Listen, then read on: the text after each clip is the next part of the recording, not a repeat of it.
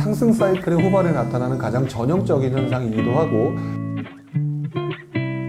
이 실수요자들 말고 요즘에 또 다른 모습들이 많이 보이고 있어요. 투자자들 사이에서. 예를 들어서 풍선 효과라는 말씀을 많이 해주시잖아요. 네. 그러면 규제가 있으면 다른 부분을 피해가는 그런 부분에 대해서 말씀을 해주셨는데, 최근에 보면 투자자들이 좀 더 바쁘게 움직이는 것 같아요. 공시 가격 1억 미만 이하를 차지한다던가, 그렇죠. 아니면 취득세 8%, 11% 이것을 그냥 감당하고 사는 경우가 있는데, 이런 투자 상황에 대해서는 어떻게 생각하실 수 있을까요? 이게 언제나 어느 시기나 발생하는 상황이라 이게 잘했다 잘못했다라고 판단하기는 좀 어려울 것 같아요. 왜냐하면 이 말은 또 바꿔놓고 말하면 지난장에도 비슷한 상황이었다고 말씀을 드릴 수가 있는 거고, 근데 제 개인적인 생각으로는 본질적으로 조금 문제가 있다라는 생각은 해요. 왜 그러냐면, 일단 사람들이 이제 주택을 구입하려고 하게 되면은 제일 먼저 내가 먼저 생각하는 좋은 입지, 좋은 학군, 하여튼 좋은 곳으로 집중하게 되어 있어요. 근데 좋은 곳이 당연히 이렇게 집중될 수밖에 없는 이 기본적인 상황이 풍선 효과라고 우리는 그냥 퉁쳐서 얘기하지만, 그 말을 바꿔서 얘기하게 되면 그 좋은 입지와 좋은 학군에 들어갈 수 없으니까 밀린다는 얘기거든요. 자, 밀린다는 얘기는 바꿔 말하면 좋은 입지를 사지 못하는 사람들이 밀려서 간다는 얘기는 입지가 좋지 않다니까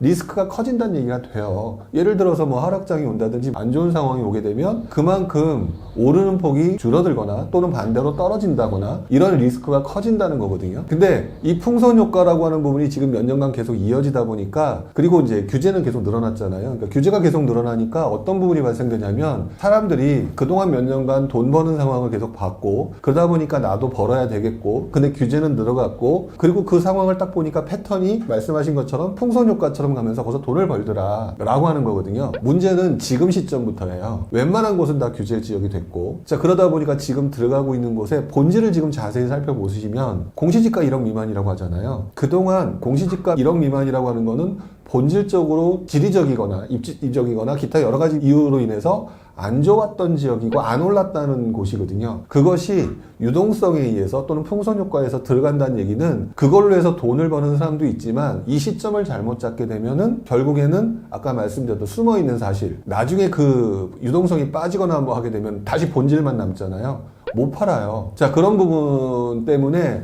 그쪽으로 들어가시는 분들이 나타나는 현상은 원래 투자의 세계에서 상승 사이클의 후반에 나타나는 가장 전형적인 현상이기도 하고, 그래서 누구는 돈을 벌기도 하지만 반대로 뒤늦게 그것으로 접근하신 분들은 크게 당할 수 있는 매우 큰 리스크를 가지고 있는 곳이죠. 그래서 저 같은 경우는 아예 그 상황을 안 들어가는 입장이에요. 왜냐면은 저 역시도 언제 빠져나올지 모르는 타이밍, 그런 부분을 모르기 때문에 좋다 나쁘다라고 말씀을 드리기는 어렵겠지만 리스크가 굉장히 큰 상품이다. 그래서 그 부분을 감당하려고 하는 거는 본인의 머릿속에 앞으로 계속 상승이다라고 하는 포지셔닝을 잡고 있기 때문에 그렇게 접근하는 거지만, 반대 포지션이 나타났을 때 리스크도 같이 생각을 하고 자신이 그거에 감당할 수 있거나 또는 그거를 충분히 커버할 수 있는 뭔가 그런 게 있다면 그 들어가시는 거에 대해서 말리지 않죠. 근데 제가 지금 말씀드렸던 이 상황을 모르고 그냥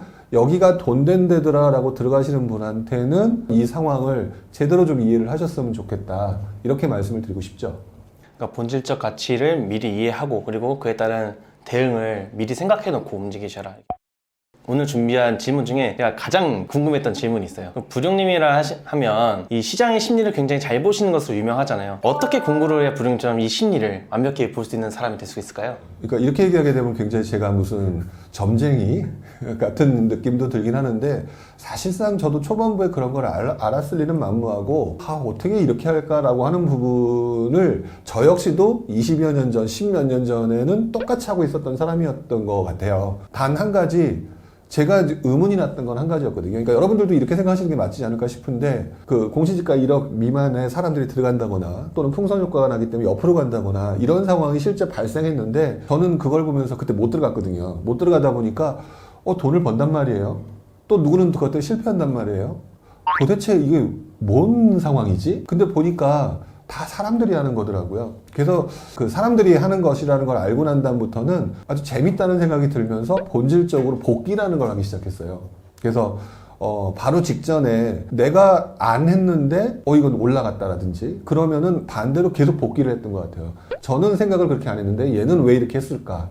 근데 그 본질 속에는 사람들이 하는 행동의 패턴들이 좀 존재를 하는 것 같았고요. 그거를 보면서 아, 이게 사람들이 결국에는 자기 생각들을 어떻게 하는구나, 그리고 되게 비슷한 패턴이 있겠구나 라는 생각을 하게 되면서 이제 어느 순간부터 그게 차곡차곡 쌓이면서 사람들이 이렇게 움직이는구나, 이 상황이 잘 안 바뀌는구나, 이런 걸 이제 차근차근 알게 됐던 것 같아요. 꽤 오랜 시간이 지나면서 뭐 사람들이 다 그렇지, 이렇게 움직일 수밖에 없어, 지금은 이렇게 얘기하지만 저 역시도 처음에는 반대로 제가 못한 부분을 다른 사람이 하는 걸 보면서, 또는 저는 그렇지 않다라고 생각했는데 그렇지 않은 결과물을 보면서 이게 뭐지? 도대체 이 상황이 뭐지? 라고 복기를 하는 가운데에서 그 사람들이 하는 행동을 패턴화 시켰다고 할까요? 그렇게 할 수가 있었던 것 같아요. 그러니까 이거는 여러분들이 꾸준히 하셔야 되는 거지, 어느 날 갑자기 무슨 약을 먹으면 짠하고 뭐 바뀌는 것처럼 그렇게 되는 것 같지는 않아요. 예를 들면 요 며칠 전에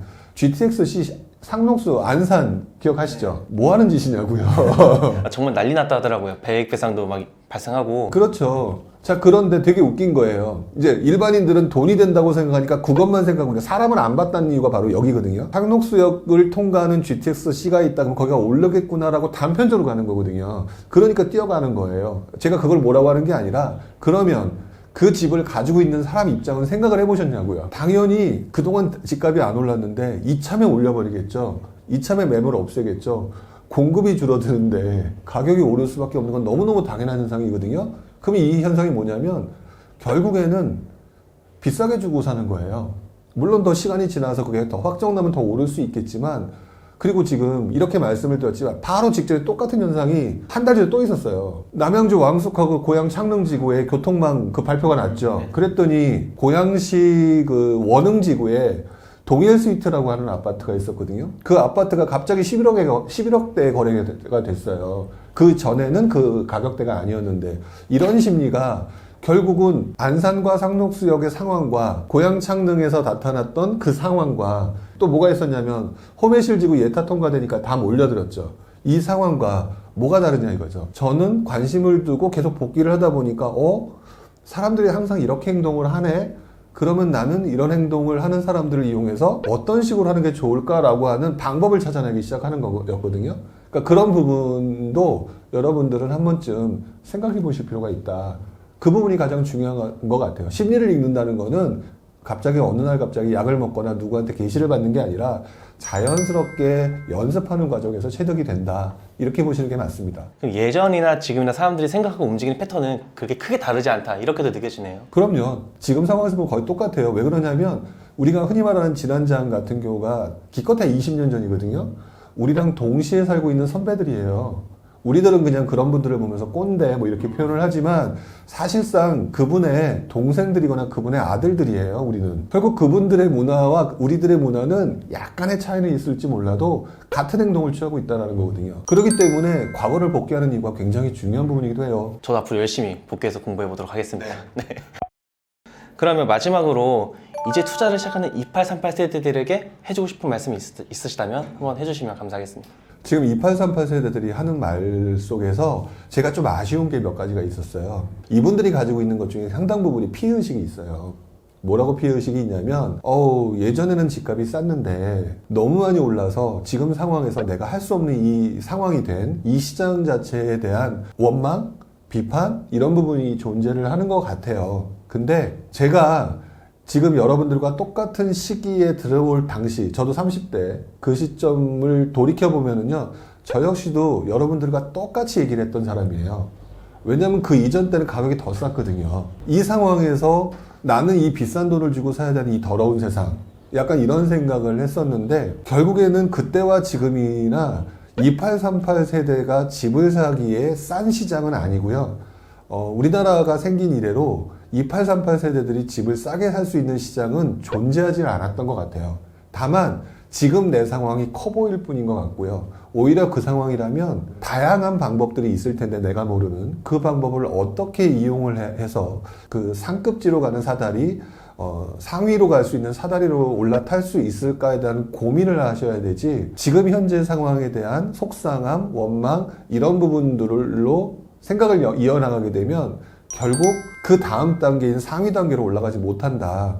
저 역시도 그때 원망과 비판 쪽에 집중하셨던 분들은 상위 단계로 올라가기보다는 체제에 대한 비난 이런 쪽에 더 집중했던 것 같지만 결국 성공한 사람들은 그 가운데서도 어떻게 할 수 있느냐를 찾고 노력했던 사람이 결국에는 승자가 됐던 것 같고 지금도 2838 세대들은 지금 현재로 와서 보게 되면 매우 뒤처진 것 같지만 그만큼 저와 같은 사람들에 비해서는 할 수 있는 기간이 더 길고 그렇기 때문에 앞으로 닥칠 만한 기회는 훨씬 더 많다. 지금 현재 잘 되신 분들 또는 먼저 하셔가지고 돈 버신 분들을 보면서 부러워하실 거는 하나도 없다라는 생각이 들고요.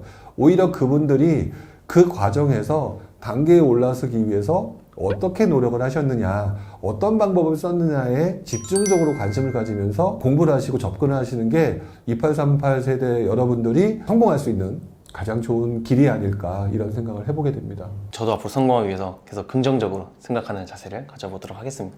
오늘 정말 좋은 말씀 많이 해주셨는데요. 2838 재테크 TV에서는 여러분들이 궁금한 것을 계속 부르게 여쭤볼 수 있는 기회를 앞으로도 가실 수 있었으면 좋겠어요. 갑자기 지금 공표를 해버리시면 저한테 얘기도 안 하시고 계속 이 자리가 너무 좋아서 계속 모시고 싶다는 생각이 드는데 정말 감사하고요. 네. 이제 마지막 인사를 해야 될 텐데 또 만나야 되니까 오늘은 또 만나요로 한번 인사를 해볼까요? 아 확정을 지으시는군요. 이 자리에서 못 받고 네. 예, 보내드리려고 합니다. 네, 알겠습니다. 네, 그러면 다음에 또 만나 뵙겠습니다. 감사합니다. 또 네, 만나요. 또 만나요.